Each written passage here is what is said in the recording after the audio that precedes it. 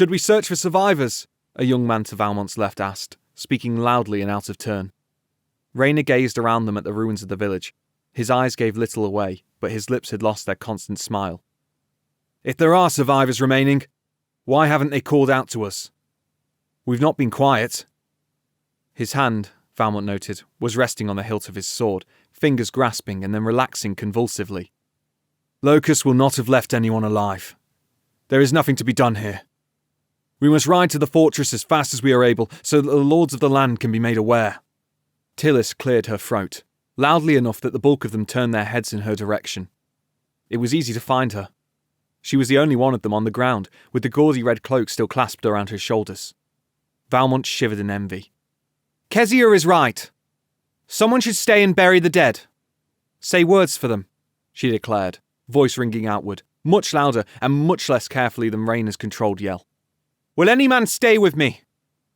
There was a soft murmuring among the soldiers, but before any could voice their agreement, Rayner spoke once more. "You would like to stay and search the ashes of their homes for wealth. I won't lose anyone in such a pursuit." Tillis narrowed her eyes, though the fact that she didn't deny the accusation told Valmont it was true. "The air here has a bad taste," another soldier said. Val followed the sound of the voice to a grizzled old man, whose hands would have looked more comfortable around a hoe or a shovel. All the same, respect came with age, and the soldiers around him, man or woman, young or old, nodded. "I agree with Rayner. We should—" The first arrow struck the old man squarely in his unarmoured neck. After that, there was nothing but chaos. Valmont would remember it afterward as little more than a crazed flurry of blood and screaming, and thundering hooves. But as it happened, the death around him seemed to occur with agonising slowness. Horses galloped forward at breakneck speed, and the men atop them did not wear familiar colours or grip familiar shields. The village was close to the trees on all sides, and there was no long moment in which to prepare. Rayner was yelling something, but Val scarcely heard him. He was far too occupied with trying to free his sword from its scabbard.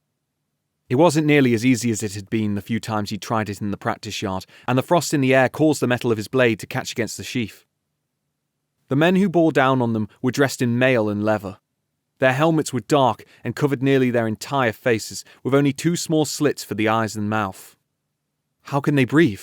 Val wondered, still fumbling with his sword. Rayner shouted once more, a mess of garbled words that might have been an order. But Val's ears were ringing, and his eyes were fixed with dawning horror on the sight of his enemy bursting from the forest and riding toward them through the mist. The first of the horsemen broke through their unorganised scattered ranks like a battering ram, just as the squire wrenched his sword free.